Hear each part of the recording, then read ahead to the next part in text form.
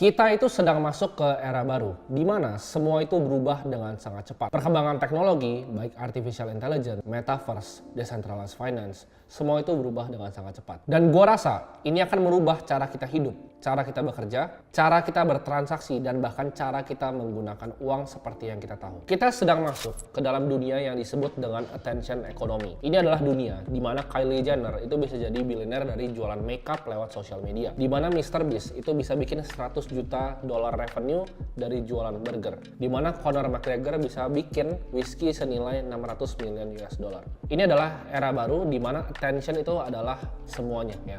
Ini udah dibuktikan bahwa kita tahu banyak banget YouTuber bodoh yang dapat uang banyak karena dia bisa gain attention untuk dirinya. Ini adalah era di mana anak umur 20-an tahun ya, bahkan teman-teman gue ada yang gue tahu itu mempunyai income lebih besar dibanding banyak direktur-direktur dari perbankan yang ternama di Indonesia tanpa pengalaman kerja di korporat sekalipun. Kalian sekarang nonton ini di sini sekarang, kalian klik video ini itu karena kalian pengen belajar investasi. Jadi kalian dengerin apa yang bakal gue omongin secara detail karena gue akan ngajarin gimana caranya kalian manfaatin attention economy ini untuk dapetin uang yang nggak pernah kalian lihat sebelumnya. Di sini gue pengen transparan dan jujur sama kalian. Kalian bisa lihat gue seperti ini sekarang, bisa berhasil di bidang investasi. Itu bukan berarti kalian bisa tiru sama persis dan bisa dapat uang yang sama. Semua orang itu punya startnya yang beda-beda dan semua orang itu punya tujuannya yang berbeda-beda. Jadi kalian nonton video ini nggak menjamin kalian pasti bisa investasi. Karena seperti kalian tahu gue memang sengklek di kepala, gue udah mulai dari 15 tahun ya. Mungkin kalian masih main gundu, gue udah baca buku-buku tentang security analysisnya Benjamin Graham. Jadi gue udah belajar tuh cara valuasi perusahaan dari umur 15 tahun. Tapi gue jamin, kalau kalian nonton video ini secara detail dan kalian konsisten, walaupun mungkin nanti hasilnya nggak sesuai sama yang kalian mimpikan uangnya, tapi pasti ada hasil yang kalian bisa lihat di kemudian hari.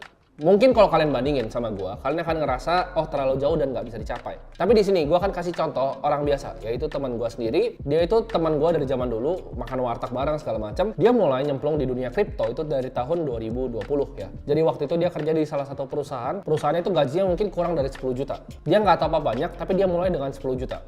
Tapi dia konsisten dan disiplin ya. Jadi waktu itu gue pernah buka di HP-nya, screen time dia nggak buka salah satu exchange, itu 3 jam sehari. Dia benar-benar analisa, belajar ya. Gue sempat ajarin dia juga apa yang gue tahu ya. Sistem yang akan gue ajarin ke kalian tuh gue kasih tahu ke dia.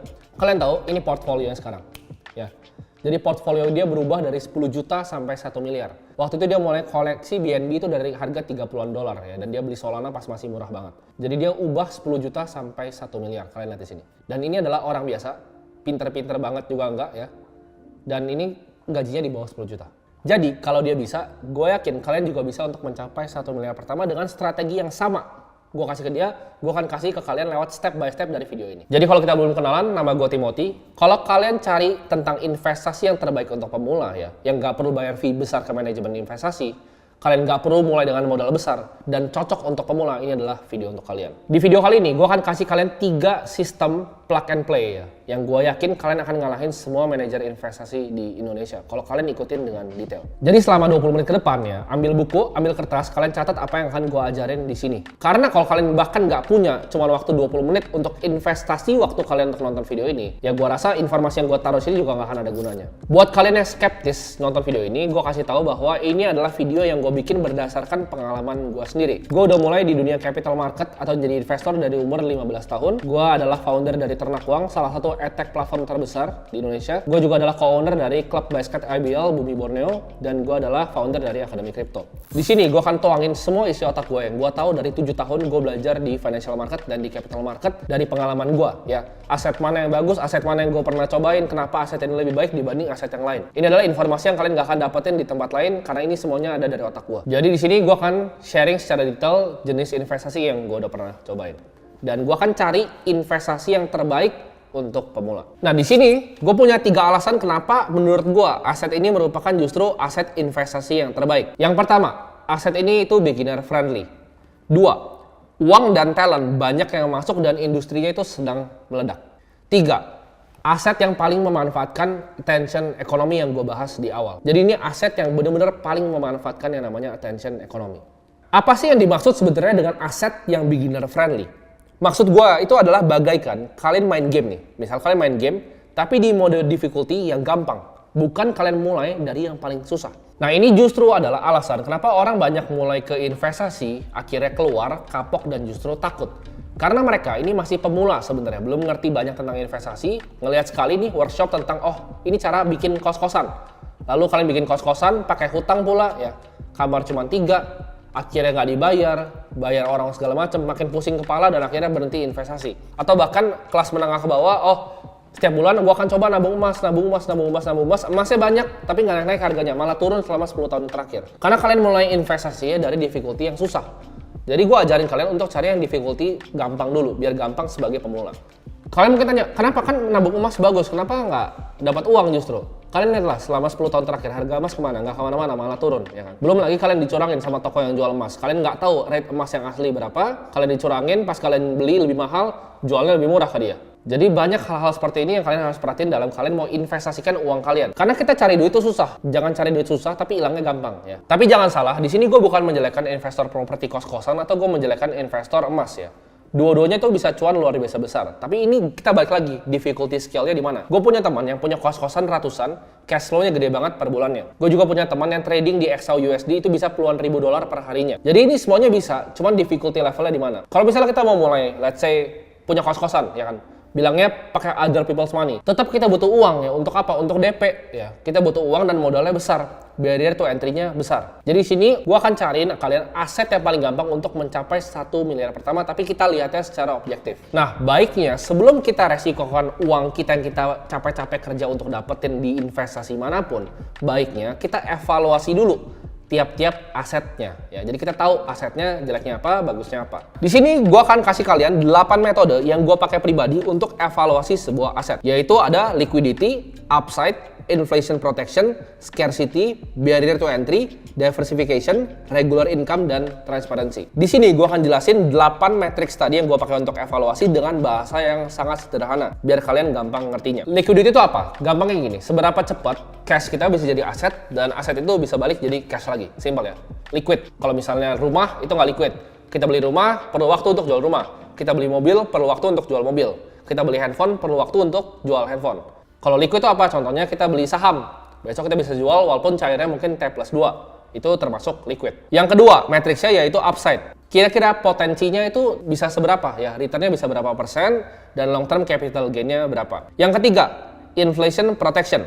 Apakah aset ini proteksi kalian dari inflasi atau enggak? Itu yang ketiga ya. Dan keempat, scarcity. Apakah aset ini langka atau enggak? Kelima, barrier to entry. Untuk pemula susah nggak sih untuk mulai investasi di aset ini? Apakah butuh modal yang gede? Apakah butuh perizinan yang ribet? Apakah berurusan sama hukum? Jadi barrier to entry-nya gede atau enggak? Di sini gue nggak akan masukin aset kelas kayak private equity karena itu terlalu tinggi mungkin untuk barrier to entry-nya. Yang keenam, diversification atau diversifikasi. Apakah aset ini bisa di-diversify atau enggak? Dan ketujuh, di sini ada regular income. Kalian bisa dapat income bulanan ya atau bunga bulanan dari aset ini atau enggak. Dan yang kedelapan adalah transparansi. Apakah aset ini transparan atau enggak? Oke, jadi kita pakai ya 8 matriks ini untuk ngejudge semua aset yang paling umum. Iya, gua tahu masih ada aset-aset kayak misalnya fine arts ya kan, seni lukisan, ada private equity, ada venture capital. Tapi di sini gua kasih yang paling umum yang kalian bisa akses aja. Oke, jadi langsung aja kita evaluasi bareng-bareng ya tiap asetnya dan kalian langsung lihat tabel di sini.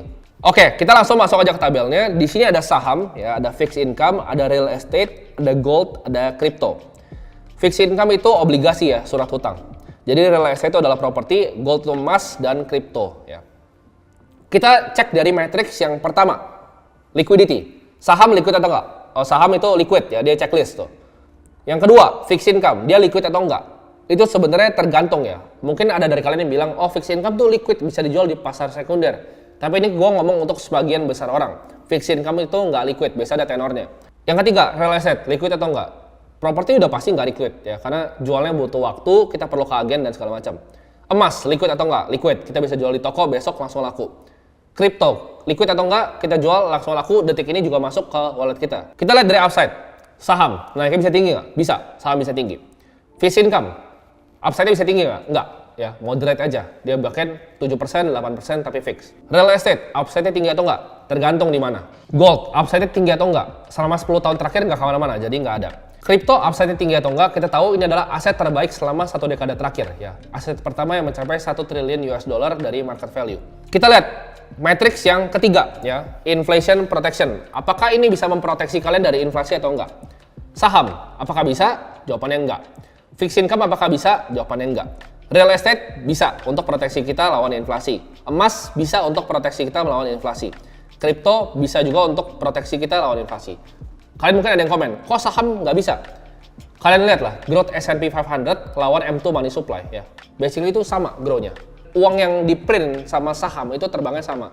Jadi real cost of capital dari saham itu sama kayak uang yang di-print.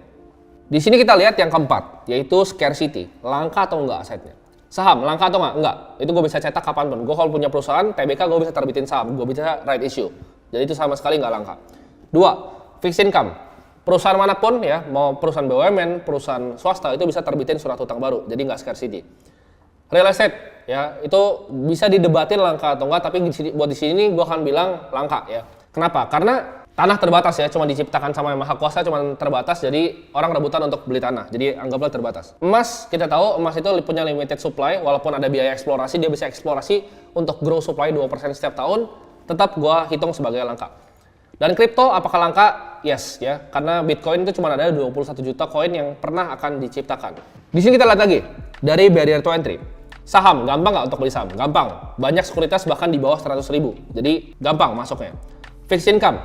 Nah ini bisa didebatin lagi nih, antara kalian mau masuk pakai reksadana atau kalian masuk langsung straight ke fixed income-nya. Kalau langsung itu biasanya ada minimumnya, ada lumayan gede. Kalian nggak bisa main beli bonds misalnya AAA yang bagus tapi uangnya sedikit, pasti miliar-miliaran. Jadi gue akan bilang itu lumayan lah. Real estate barrier to entry-nya tinggi. Kenapa? Karena modal awalnya besar. Nggak semua orang bisa langsung beli properti. Ya. Kecuali kalian mau ikut equity crowdfunding terserah. Tapi itu biasa kalian ya dikerjain lah sama yang punya ECF-nya. Gold, ya kita lihat gold. Barrier to entry-nya gampang nggak belinya? Gampang. Bisa beli kepingan kecil-kecil. Atau bahkan digital. Kripto gampang nggak belinya? Gampang. Tinggal buka exchange. Ya. Jadi kita evaluasi asetnya benar-benar objektif. Nah kita lihat lagi dari sisi diversifikasi. Saham bisa diversifikasi? Bisa. Kita bisa cross sektor ya, kita bisa beli di perbankan, kita bisa beli di poultry, kita bisa nyebrang ke teknologi. Bahkan bisa cross negara, bisa di Indonesia, bisa di Jepang, bisa di Amerika. Fixed income, bisa diversify. Ini bisa didebatin sih, ini juga bisa didebatin. Kalau kita bilang diversify antara kelas obligasinya bisa mungkin ya, yang mungkin AAA sama kita cari yang grade B yang lebih rendah, tapi bunganya lebih tinggi, kita diversify antara bonds yang benar-benar bagus, government bonds, sampai corporate bonds yang junk bonds itu bisa diversify, jadi bisa. Real estate, ini sulit ya, karena kalau kalian beli properti biasanya cuma beli satu, ya, karena mahal gitu. Kecuali uang kalian udah sultan gitu, kalian bisa diversify across negara. Contohnya, satu beli di Monaco, satu beli di Dubai, tapi itu kan tuh nggak mungkin lah. Kalian nggak nonton video ini kalau kalian bisa kayak gitu. Gold, emas, apakah bisa diversify? Enggak, ya cuma satu emas. Kripto, bisa diversify? Bisa. Kita bisa mau yang metaverse, mau yang DeFi, mau yang store of value, mau yang macam-macam itu bisa didiversify mirip dengan saham per sektornya.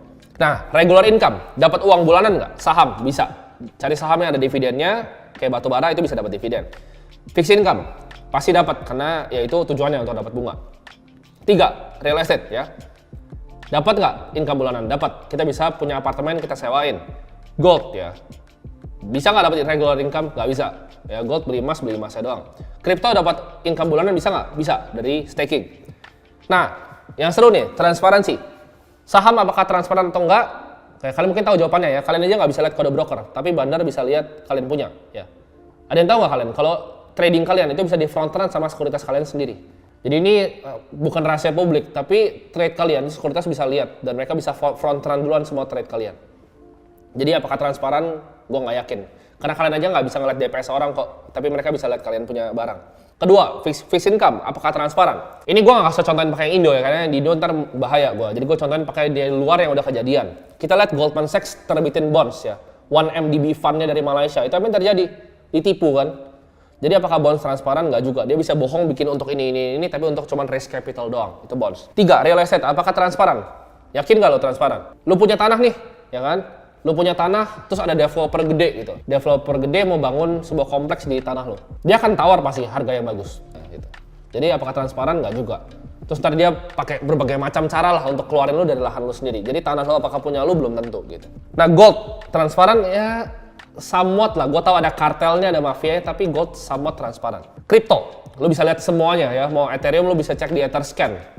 Lo mau lihat Bitcoin, lo bisa lihat di Block Explorer-nya. Semua on-chain dan transparan, lo bisa lihat semua transaksinya. Justru orang yang bilang kripto tuh dipakai untuk trafficking orang, dipakai untuk kejahatan ilegal, itu orang paling bodoh. Kenapa? Karena kripto tuh justru paling gampang untuk kalian track ya, gampang banget untuk kalian track. Nah jadi kan dari tabel ini kalian udah lihat nih kira-kira, dan kalian tinggal judge sendiri aja. Ini evaluasi gue pribadi ya. Jadi ini tabel kalian nggak akan ketemu di mana-mana, karena 8 matriks ini yang gue cari. Karena waktu itu gue ibaratnya dalam pursuit lah, gue pengen mencari aset kelas yang terbaik untuk diri gue sendiri. Jadi gue ketemu 8 matriks ini dan gue bandingin. Ini tabel yang gue bikin sendiri. Kalian pertanyaan besarnya, apakah gue bikin tabel ini bias karena aset gue tuh besar di kripto, jadi gue jelekin semua aset kelas yang lain? Jawabannya enggak. Gue itu mulai dari saham ya. Gue udah lama banget di saham. Gue udah pernah kenal bandar, gue pernah kenal sama bos-bos sekuritas, aset management. Gue udah pernah lihat market maker cara kerjanya gimana gitu. Gue udah tahu kayak misalnya kenapa gue bisa bilang nggak transparan gitu. Kayak contoh kemarin, itu ada saham yang turun, ya kan? Saham market cap besar yang turun. Depannya G, belakangnya O, kalian tebak sendiri. Itu turun tuh, ya kan, retail kekunci. Contohnya transparan, ARA ARB, ya kan. Itu nggak simetris gimana caranya? Kalian pikir itu nguntungin retail? Enggak, itu buat ngebantai kalian. Justru ARB kecil 7%, itu buat ngebantai kalian biar kena kunci. Gimana caranya bisa keluar dari ARB itu? Kalian pakai sekuritas yang servernya deket sama bursa. Nah makanya bisa keluar tuh pakai MG gitu kan, karena servernya deket sama bursa efek. Nah itu hal-hal yang kalian nggak tahu dan gue udah terjun dalam. Jadi gue ngomong aset-aset ini bukan berdasarkan cuman view dari luar ya, bukan gue cari di Google, tapi ini pengalaman pribadi gue. Kita ngomong obligasi ya, gue udah pernah beli obligasi yang miliaran, gue udah pernah coba trading bahkan obligasi ya, karena gue kurang suka karena returnnya kecil. Itu preferensi. Banyak yang suka obligasi karena itu aman dan returnnya kecil. Kalau gue nggak suka returnnya kecil. Jadi gue bukan preferensi gue obligasi. Kita ngomongin properti. Oke, mungkin kalian ada yang bilang, oh lu nggak pernah punya kos-kosan, jadi lu nggak tahu internal rate of return. Betul, gue nggak pernah punya kos-kosan. Tapi di sini, kalau kalian mau tanya gue, misalnya, oh cari properti itu gimana? Lu mau main yang gimana? Ya, mau cari yang capital gain? Ini gue bikin workshop properti juga nih di sini. Kalian mau cari yang capital gain atau kalian mau cari yang dapat income bulanan? Pilih dulu satu-satu. Mau capital gain ya jangan cari yang di Indo. Indo udah nggak mungkin dapat. Kalian ke Dubai aja cari capital gain. Kalau mau yang fixed income besar, fixed income daripada kalian beli kos-kosan doang, itu internal rate of return-nya mungkin 13-14%, tapi itu di atas buku.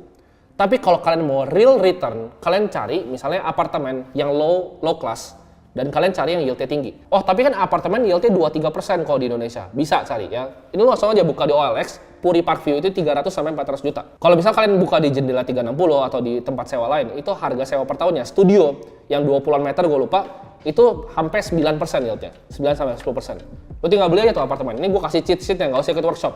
Dapat yield 10% ya, per tahun dari properti.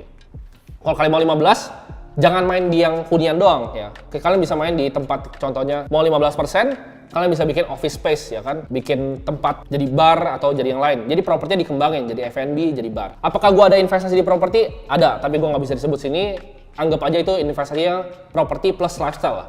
Jadi gue nggak usah sebut di sini. Jadi kalau kalian tanya properti, apakah gue mendalami? Gue juga udah pernah cari. Karena gue bilang tadi, gue dalam misi untuk mencari aset kelas yang terbaik. Next ya, gold. Ya, gold kita tahu emas 1 kilo. Sekarang kalau gue beli pun 10 tahun lagi 1 kilo lagi. Jadi buat gue nggak ada gunanya. Dan yang terakhir, kripto. Ini menurut gue punya proxy untuk melihat masa depan. Artificial intelligence, metaverse, DeFi, semua yang paling canggih-canggih, semua orang paling pintar yang gue tahu udah pindah ke industri ini. Jadi ini adalah evaluasi gue ya. Jadi ini evaluasi secara objektif karena gue udah pernah cobain semuanya. Kita kan udah bahas kenapa kripto itu bagus untuk pemula. Sekarang kita akan bahas kedua ya. Kenapa kripto itu adalah aset yang terbaik? Karena banyak orang yang masuk. Maksudnya apa? Kita lihat eksekutif dari Goldman Sachs pada pindah, dari JP Morgan pada pindah. Orang-orang jagoannya traditional finance itu banyak yang justru pindah ke cryptocurrency. Dan orang-orang paling pintar di Silicon Valley itu udah nggak ke Apple, udah nggak ke Amazon, tapi ke perusahaan-perusahaan yang berbasis Web3. Dan ada dua ya. Kita tahu industri itu meledak kalau ada dua. Satu perpindahan talent, satu itu uang besar masuk. Maksudnya apa? Kita lihat venture capital firm seperti Andreessen Horowitz dan lain-lain, itu pouring uang gila-gilaan. Sequoia bikin fund crypto, itu gila-gilaan uangnya ya. Tiger Global. Kalau kita lihat uang udah masuk dan talenta udah masuk, itu industrinya pasti akan meledak. Ini kayak kita masuk industri teknologi internet zaman 2000. Orang pada berbondong-bondong masuk duit dan orang. Sekarang ini sama. Dari yang Amazon, Facebook, Tesla, Netflix itu pindah semua ke Web3. Alasan yang ketiga, kenapa menurut gua kripto bagus adalah attention economy. Ya, kita lihat ini udah dibuktiin sama Elon Musk. Karena ini sebenarnya NFT kenapa bisa meledak? Karena itu adalah social token. Cobalah kalian pikir, siapa yang mau beli sebenarnya gambar monyet 2 miliar? Kenapa Justin Bieber beli 3 biji? itu adalah social token. Karena zaman sekarang semua itu serba sosial media. Jadi kalau orang bilang use case NFT ini bla bla bla bla bullshit menurut gua. Use case itu cuma satu. Gambar monyet itu bukan buat investasi, bukan buat apa, tapi untuk pamer. Jadi kalau misalnya sekarang gua pakai Rolex atau gua pakai Patek gua gitu, orang tahu kalau ketemu oh dia punya jam 1 miliar gitu. Tapi kalau misalnya NFT, lu cuma lihat profile picture gua di Twitter, lu tahu oh ini orang gambar monyetnya dibeli 2 miliar buat gaya-gayaan. Jadi itu adalah definisi dari attention economy. Dan menurut gua crypto ini thrives on attention economy plus teknologi plus sistem moneter baru. Jadi ini merupakan investasi yang menurut gua, ya gua yakin pribadi karena gua bet juga banyak aset gua ke dalam investasi ini. Attention economy ini nih gua kasih tau kalian adalah gimana caranya perusahaan-perusahaan paling besar di dunia itu ngasilin uang. Siapa sih perusahaan-perusahaan paling besar? Ya kan, simple, Apple, Google, Meta, Instagram, Netflix. Mereka dapat duit dari mana? Attention kalian. Kalau kalian pakai produk kayak Instagram, kalian kira oh keren nih aplikasinya gratis, kalian tuh adalah produknya. Karena mereka jual advertising ke kalian. Revenue YouTube, kalian nonton YouTube sekarang, ada iklan nggak tadi skippable? Yang dapat uang paling banyak siapa? Apakah gua? Nggak, gua nggak dapat duit banyak dari AdSense. YouTube yang dapat duitnya. Nah, jadi dunia ini revolves around attention. Kita lihat Kylie Jenner, Conor McGregor, Mr. Beast. Ya, Mr. Beast menurut gua akan jadi billionaire paling muda di dunia. Kenapa? Karena attention yang dia punya. Bahkan kita lihat Andrew Tate, ya kan? Dia dapat duit dari mana? Attention. Semua ini bridge on attention economy. Dan kenapa kita nggak cari aset yang attention economy paling bagus? Kalau gue beli saham di Indo, proxy-nya cuma Indo. Kalau gue beli kripto, itu global. Kita lihat ya konglo-konglo di Indonesia, mana yang nggak invest di cryptocurrency, ya. Sinarmas sudah punya Nanovest, ya kan. Jarum kemarin sama Binance mau bikin bina lokal. Jadi, ini adalah game yang konglo bahkan udah masuk di Indonesia. Oke, kita udah tahu di sini bahwa kripto itu thrives on attention economy. Tapi gimana caranya? Jadi, yang gue janjiin di awal, gue akan kasih step by stepnya nih ya. 3 step gimana caranya kita bisa investasi di kripto yang gue ajarin teman gue untuk dapat dari 10 juta sampai jadi 1 miliar kripto portofolionya. Kita akan mulai dari step yang pertama, yaitu punya uang untuk investasi. Gak punya uang, sini gue ajarin. Nah, buat kalian yang belum punya income, ya kalian terserah lah. Kalian mau jualan barang, kalian jualan service, tapi cari income dulu ya. Dan gue harap beberapa kalian udah punya income dan udah ada yang kerja. Gak punya duit, gue akan ajarin kenapa kalian gak punya duit. Di sini gue kasih contoh ya. Ini adalah uang ya, dan ini adalah waktu. Ini yang biasanya kalian lakuin nih. Ini yang biasa kalian lakuin. Ini kalian kan pertama grafik kalian kayak gini. Kalau kalian kerja sama orang nih, grafiknya kayak gini, ya kan, set naik gini. Dari intern ya kan, dari naik 3 juta, 8 juta, manager ya kan, VP, direksi. Tapi expense kalian ya, ini orang-orang nih suka kayak gini nih. Ikut naik ya kan, mobil dari Avanza, beli BMW X1 ya kan, Mercy C-Class. Apa yang terjadi? Nah, ini kebanyakan gaya. Ini kecil. Kenapa nggak punya uang buat investasi? Ini kecil. Kecil. Nggak ada. Nah, gimana caranya kalian bisa dapat duit lebih banyak? Caranya adalah gini. Gue kasih tau kalian ya, income gue pas gue SMA bikin agency itu 60 juta sebulan.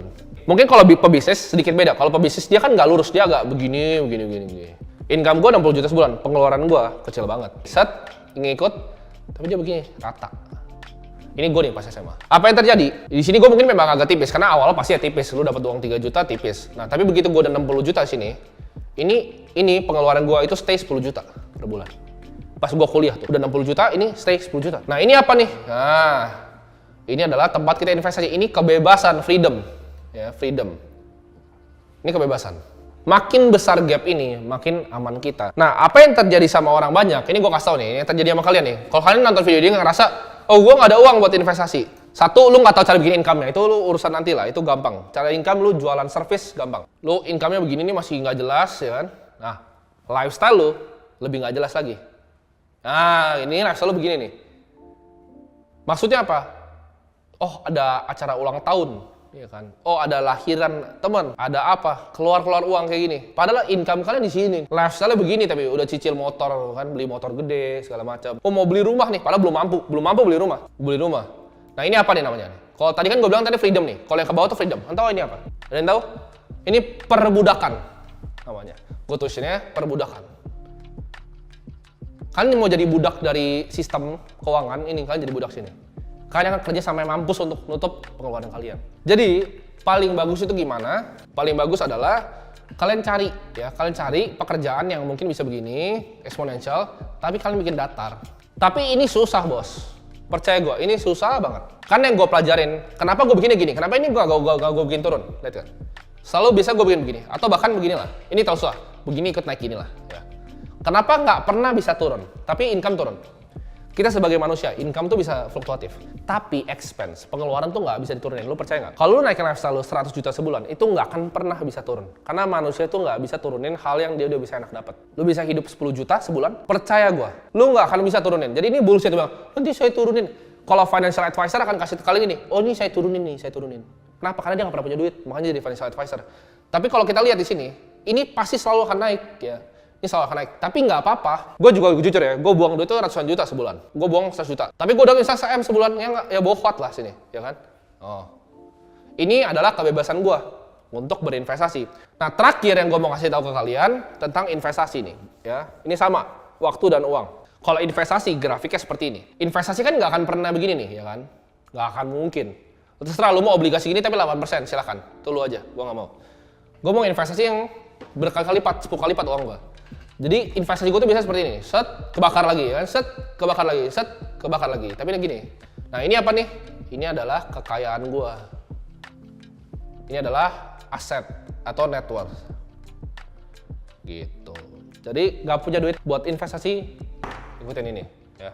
Kalau masih nggak punya duit juga habis nonton ini udah mampus lah. Step 1 kan gimana caranya punya uang untuk investasi. Itu gue harap udah beres ya. Step 2 ya belajar cara analisa kripto. Nah gimana caranya kita bisa analisa sebuah cryptocurrency? Yang pertama kita lihat dulu dari market cap-nya. Itu market cap cari di mana? Dari coin market cap. Jadi market cap itu buat apa? Buat kita lihat size dan liquidity-nya. Lalu kita lihat juga trading volume-nya. Nah trading volume ini indikasiin apa? Yaitu demand dan liquidity dari tokennya. Di sini kita bagi kripto jadi 3 kategori. Big caps itu di atas $1 billion.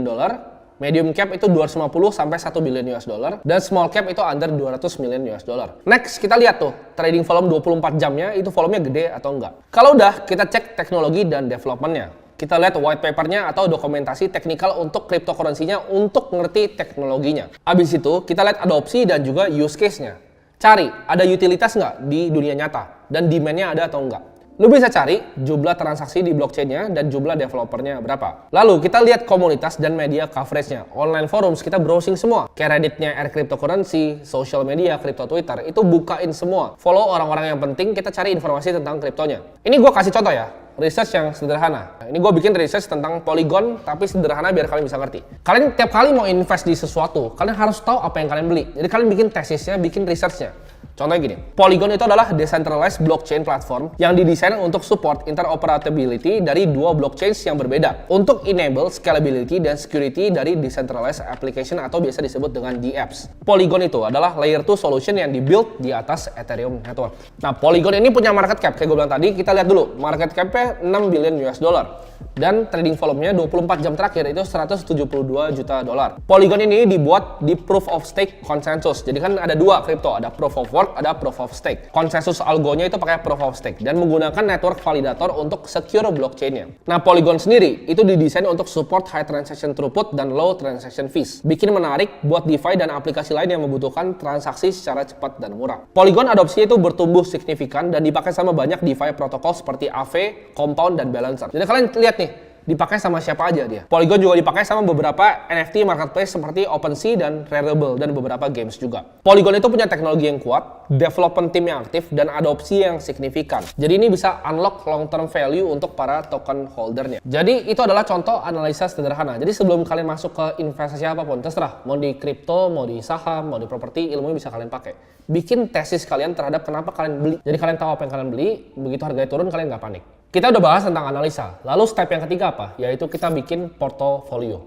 Ya. Jadi yang pertama punya uang untuk invest kripto, 2 kita analisa, 3 kita bikin portofolionya. Nah di sini gue akan kasih kalian pilihan ya.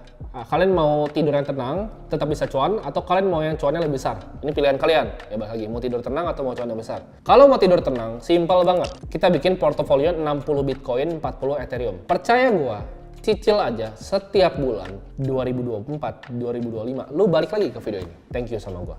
Ya, simple banget. Itu tinggal tidur. Set aja auto invest setiap bulannya. Nah, kalau kalian mau yang cuan, gimana caranya? Gua akan kasih tahu yang gua pribadi lakuin. Kita simple, kita bisa beli 30 Bitcoin, kita beli 20 Ethereum, 50%-nya kita cari research. Mau ApeCoin, mau Aave, mau Compound, Chainlink, ya, Polygon. Kita cari yang bagus, 50%-nya kita sebar. Mungkin 10-12 lagi. Tapi koin yang akan terbang di next cycle. Dan gue percaya 2024, 2025, apalagi ada halving yang udah mau deket nih. Waktu kita ngumpulin duit Justru harusnya sekarang. Kalian paniknya itu sekarang. Bukan panik pas kripto itu 60.000 bulan panik. Enggak. Paniknya sekarang di saat kripto tuh harganya lagi turun-turunnya justru. Tapi ini butuh kesabaran dan research mungkin berjam-jam untuk kalian bisa ngelakuin ini. Jadi ikutin step by step gua sistemnya. Pertama, uangnya bener dulu, beresin dulu uang kalian. Jangan kebanyakan gaya, income-nya gedein, expense-nya kecilin. Atau at least expense-nya sama karena nggak bisa diturunin. Yang kedua, kita belajar analisa. Analisa untuk apa? Untuk cari bikin portofolio yang ketiga. Jadi udah pasti Bitcoin, Ethereum, yang lainnya kalian analisa, kalian cari. Ikutin 3 step sistem ini, gue yakin kalian akan jadi kaya dalam waktu 3 tahun. Nah, tapi pertanyaan sekarang, gimana caranya dapat hasil kayak teman gue tadi, yang portofolio dari 10 juta jadi 1 miliar? Apakah itu hoki doang, dia beli BNB sama Solana, atau memang dia jago? Jawabannya mungkin sedikit dari keduanya. Nah, oke, di sini sebenarnya gue ada 2 opsi untuk kalian yang nonton video ini. Opsi yang pertama, kalian lihat video ini, kalian pelajarin, kalian dengerin gue, kalian lakuin secara tekun ya. Kalian lakuin, terus kalian coba belajar sendiri. Tapi yang kemungkinan terjadi apa? Kalian pertama belajar coba research, oh apa itu DeFi, ya belajar gimana caranya staking koin, cara APY yang paling tinggi seperti apa, cara cari koin yang paling cuan seperti apa, build portfolio yang risk adjusted return-nya paling optimal itu seperti apa. Kalian cari-cari, belajar sendiri tentang kripto, tentang blockchain. Nah, tapi apa yang kemungkinan terjadi kalau kalian begitu? Kalian mungkin buang beberapa bulan dari hidup kalian ya. Begitu kalian udah ngerti, oh gila ternyata staking di sini bisa dapat return segini, udah ketinggalan. Itu mungkin justru opportunity cost-nya lebih besar untuk kalian. Tapi yang paling bahaya menurut gue bukan kalian belajar beberapa bulan terus akhirnya ngerti, ya kan? Nah, tapi yang paling bahaya adalah kalian berhenti. Jadi kalian nonton video ini, kalian tekunin, kalian coba, kalian belajar sendiri, nggak cuan-cuan gitu. Kalian nggak ketemu kayaknya yang bener di mana, lalu kalian nyerah. Karena banyak orang kayak gitu, coba sebulan, 2 bulan, 3 bulan, di kripto nggak berhasil, nyerah. Nah itu yang gue nggak mau sebenarnya kalian lakuin. Itu adalah kenapa makanya gue kasih kalian opsi yang kedua, yaitu gue bikin platform belajar namanya Akademi Kripto. Di sini gue akan ajarin semuanya ya, dari tesis awal kripto, cara manfaatin intention ekonomi. Gue bakal kasih tahu kalian caranya kalian ngeliat project itu bisa berubah dari niche market ke yang populer, gimana caranya manfaatin kuadran dari attention ekonomi itu, ngeliat cycle kripto. Kalian nggak usah ngeliat sendiri cycle-nya, gue yang liatin cycle untuk kalian. Kita lihat nih gimana caranya kita manfaatin Goldilocks dan juga reflation untuk nanti cuan di tahun 2024. Kapan sih halving dan gimana caranya kita manfaatinnya? Kira-kira koin-koin apa yang kasih staking return paling tinggi? Gue praktekin sendiri ya. Gimana caranya dengan uang misalnya 28 juta bisa dapat hampir 100.000 per harinya. Itu gue kasih contoh semua di staking kripto. Semua yang gue tahu, gue tauin knowledge-nya di sana. Jadi kalian gak usah belajar bertahun-tahun yang gue pelajarin. Tapi kalian skip semuanya, langsung belajar materi dagingnya. Materi yang ada di Akademi Kripto itu adalah materi yang gue ajarin sama persis yang gue kasih tahu ke teman gue untuk dia dapetin 1 miliar pertama. Dan gue rasa beneran, kalau dia bisa, kalian tuh pasti bisa. Orang sama-sama akan nasi. Gue akan pandu semua secara step by step tools yang gue pakai, cara ngeliat di coin market cap seperti apa ya, cara ngeliat on-chain transaction ya. Dari yang basic banget itu gue akan ajarin semuanya secara lengkap. Bahkan buat kalian, karena gue rasa dalam pembelajaran itu kalian butuh support ya. Di situ juga ada komunitas untuk kita sama-sama saling belajar. Kalian bisa chat langsung pribadi dengan gue dan ada timnya. Kita bisa belajar bareng-bareng untuk saling support. Karena gue ngerti banget waktu misalnya mau mulai sesuatu tapi nggak disupport oleh teman dan juga bahan keluarga. Jadi sini kita bikin komunitas yang saling support.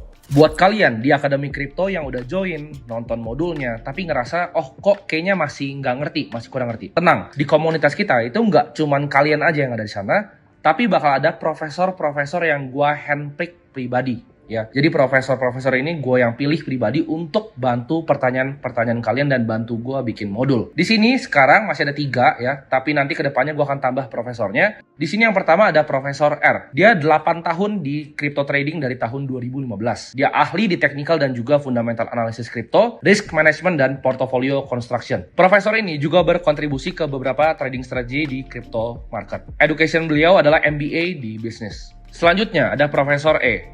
Dia ini 5 tahun di blockchain engineering dan juga crypto development. Ahli dalam menganalisa arsitektur blockchain dan juga mekanisme konsensus. Beliau juga punya pemahaman yang dalam mengenai kriptografi dan juga development blockchain. Beliau juga berhasil mendevelop beberapa project di apps dan smart contracts di Ethereum dan juga Polygon. Dan yang terakhir adalah Profesor E. Edukasinya adalah PhD, jadi beliau adalah profesor beneran, blockchain researcher di Monash University, Australia. Dia juga blockchain security expert di Sigma Prime, ya, kliennya seperti kalian mungkin tahu Ethereum Foundation, Chainlink, Aave, Near Protocol, dan banyak lagi. Beliau juga merupakan research fellow di Deakin University. Jadi profesor yang gue bawa untuk bantu kalian belajar itu nggak main-main. Bahkan ada profesor beneran dengan gelar PhD. Kalau kalian nggak percaya, ini adalah research dari beliau tentang anonymity di Monero. Jadi lengkap banget, kalian bakal belajar semuanya ya. Kalau bingung tinggal tanya. Tapi balik lagi, ya gue mau ngajarin video kayak gini sampai mulut gue berbusa. Gue mau ngajarin di Akademi Kripto segala macam. Kalau kalian malas-malesan, gak mau punya kepengen untuk merubah hidup kalian, gak mau take action, males, percuma semuanya. Karena gue rasa ya, investasi terbaik adalah investasi ke diri kita sendiri atau investasi leher ke atas. Itu yang bakal ngasih bunga lebih tinggi dibanding aset kelas manapun, mau kripto, mau properti, mau saham. Investasilah di diri lu sendiri. Dan gue yakin diri lu 5 tahun nanti akan thank you sama diri lu sekarang yang take action saat ini. Sampai ketemu semuanya di Akademi Kripto.